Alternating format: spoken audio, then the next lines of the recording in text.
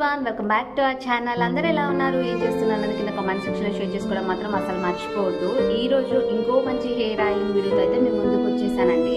హెయిర్కి heavy oiling అనేది చేసిన తర్వాత మనం ఒక సింపుల్ హెయిర్ స్టైల్ అయితే ట్రై చేద్దాము. సో ఇంకెందుకు ఆలస్యం, వీడియోని అయితే స్టార్ట్ చేసేద్దాం. ఫ్రెండ్స్, ఫస్ట్ ఎప్పుడైనా సరే హెయిర్కి ఆయిల్ అనేది అప్లై చేసే ముందు మనం హెయిర్కి చిక్కులు అనేది తీయడం మాత్రం అస్సలు స్కిప్ చేయొద్దు. సో చిక్కులు అయితే తీసేసాను, మీరు చూడొచ్చు. సో చిక్కులు తీసేసిన తర్వాత ఇప్పుడు వచ్చేసి ఈరోజు మన వీడియోలో 100 ml హెయిర్ ఆయిల్ ఛాలెంజ్ అనమాట. సో 100 ml హెయిర్ ఆయిల్ హెయిర్కి అప్లై చేసిన తర్వాత ఒక సింపుల్ హెయిర్ స్టైల్ అయితే వీడియోలో చూసేద్దాం. సో ఇలా ఉన్న అప్లై చేసుకోవచ్చు, లేదంటే నేను ఏం చేస్తున్నానంటే జస్ట్ ఇట్లా సెక్షన్ వైజ్గా డివైడ్ చేయండి. హెయిర్ని సెక్షన్ వైజ్గా డివైడ్ చేయండి. డివైడ్ చేసిన తర్వాత ఏదైనా చిక్కులు ఉంటే మాత్రం కంప్లీట్గా చిక్కులు అనేది తీసేయండి. సో చిక్కులు తీసుకున్న తర్వాత స్కాల్ప్కి ఫస్ట్ అయితే మెయిన్ స్కాల్ప్కి హెయిర్ ఆయిల్ అనేది అప్లై చేసి జస్ట్ ఇలా ఈ ఫింగర్స్ ఉంటాయి కదా, ఈ ఫింగర్స్ తోటి ఇలా మసాజ్ లాగా చేయండి. సో అలాగే సెక్షన్ వైజ్గా డివైడ్ చేసుకుంటూ ఫస్ట్ ప్రయారిటీ స్కాల్ప్ అయితే హెయిర్ ఆయిల్ అనేది ఎక్కువగా అప్లై చేయాలి. స్కాల్ప్ అప్లై చేసిన తర్వాత అప్పుడు మనం హెయిర్ లెంత్కి హెయిర్ చివరిన ఎండింగ్ పాయింట్ దగ్గర అయితే అప్లై చేసేద్దాం. సో అప్లై చేస్తూ జస్ట్ నార్మల్గా మసాజ్ అనేది చేయండి. మామూలుగా హెయిర్ లెంత్కి అప్లై చేస్తే చాలు అనుకుంటారు చాలామంది. బట్ మీరు హెయిర్ లెంత్కి అప్లై చేసినా చేయకపోయినా స్కాల్ప్కి అప్లై చేస్తే మీకు కావాల్సిన ప్రొటెక్టివ్ ఏదైతే ఉంటుందో అలా ఇంకా హెయిర్ లెంత్ అవుతుంది, హెయిర్ ఫాల్ కంట్రోల్ అవుతుంది, హెయిర్ గ్రోత్ అవ్వడానికి ఉంటుంది. అంతేగాని హెయిర్ లెంత్ పెట్టినంత మాత్రాన హెయిర్ ఫాల్ కంట్రోల్ అవ్వదు.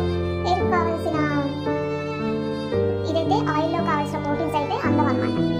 సో అందుకే ఫస్ట్ స్కాల్ప్కి అప్లై చేసిన తర్వాతే మీరు హెయిర్ లెంత్కి అప్లై చేయండి. బ్యాక్ సైడ్ కూడా సేమ్ అలాగే అప్లై చేయండి. అప్లై చేసి జస్ట్ చూపిస్తా చూడండి. అప్లై చేసి ఒక 2-3 మినిట్స్ అయితే మసాజ్ అనేది చేయండి. ఇలా చేయడం వల్ల హెయిర్ ఇంకొంచెం సూపర్ ఫాస్ట్గా అయితే గ్రోత్ అవుతుంది. ఇక్కడైతే కన్ఫామ్గా అప్లై చేసి మసాజ్ అనేది చేయాలి. ఇంకోటి ఏంటంటే ఇక్కడ మసాజ్ చేయడం వల్ల మనకి చాలా రిలాక్స్గా ఉంటుంది. ప్రతి ఒక్క స్ట్రెస్ బాగుంటుంది కదా ఈ మధ్య అందరికీ. సో స్ట్రెస్ అయితే మంచిగా రిలీఫ్ అవుతుంది, స్ట్రెస్ రిలీఫ్ అవుతుంది, చాలా హాయిగా ఉంటుంది.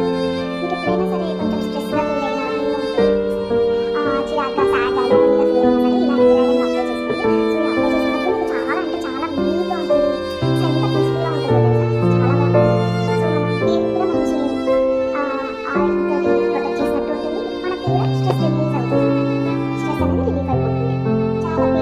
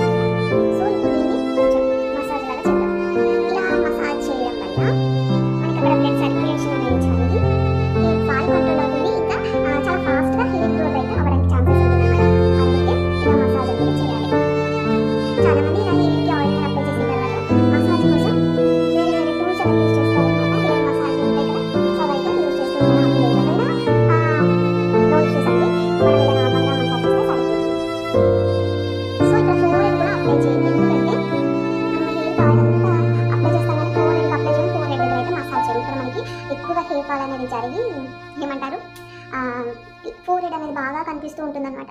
సో ఇలా మీరు ఇక్కడ కూడా అప్లై చేయడం వల్ల ఇంకా ఫాస్ట్ హెయిర్ గ్రోత్ అనేది జరిగి ఎక్కడైతే హెయిర్ అనేది ఊడిపోయి బోల్డ్గా ఉందో అక్కడ మంచిగా హెయిర్ అనేది ఫాస్ట్గా వచ్చేస్తుంది అనమాట. సో ఇప్పుడైతే అసలైతే హెయిర్కి ఆయిలింగ్ అనేది చేసిన తర్వాత మీరు నార్మల్గా క్లిప్ పక్క పెట్టేసుకోండి.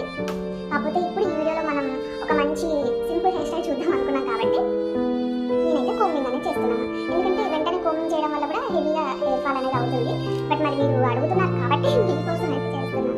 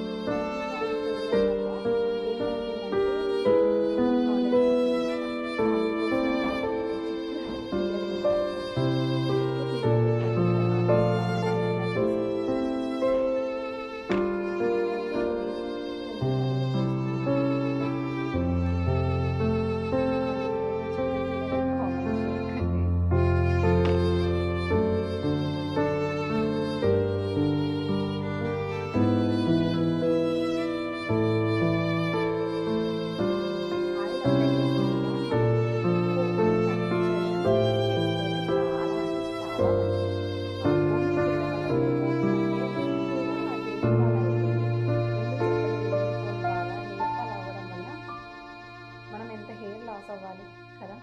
సో స్కిప్ చేస్తే బెటర్. చాలా తక్కువ ఆయిల్ పెట్టుకున్నప్పుడు అంటే ఏం కాదు, కానీ ఇలా